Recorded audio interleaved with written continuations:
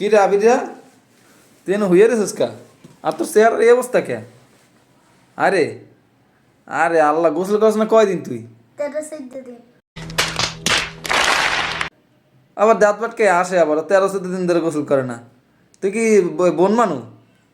না তাই 13-14 দিন ধরে গোসল করছ না? আজকে গোসল করছিস? না আজকে করছ নাই? না আরে খোদা, কামটা করছি কে? তাই এই শীতের দিন আইলে তুই যদি 13-14 দিন ধরে গোসল না করস, তোর গন্ধ, তোর গায়ে দিয়ে মুতের গন্ধ হয়, মানুষে থাকতে আর আশেপাশে। আরে আবার আসে ভেটকায়। মামা, পৃথিবীতে যদি পানি না থাকতো হ্যাঁ। তাহলে আমার গোসল করা লাগতো।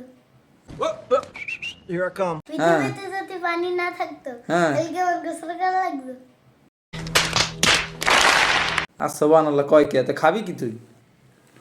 পৃথিবীতে পানি না থাকলে তুমি এই চিন্তা করে লাইছো? ওরে আইলছাড়া আইলছা, পৃথিবীতে পানি না থাকলে তুমি গোসল করা লাগতো না, এই চিন্তা করে তুমি এনে হইয়া রইছো? হ্যাঁ বান্দর দেখেন ভাই, এরম যদি দুই একটা বন মানুষ থায় ঘরে, এলে মানুষের মনে করেন জীবন তেজপাতা, আর গায়ে কোনো একসেন মুতের গন্ধ।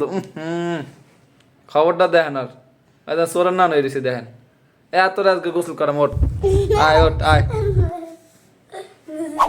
আপনার ঘরে মনে হয় দুই একটা এরম আছে, থাকলে কমেন্টে জানাই দিয়েন।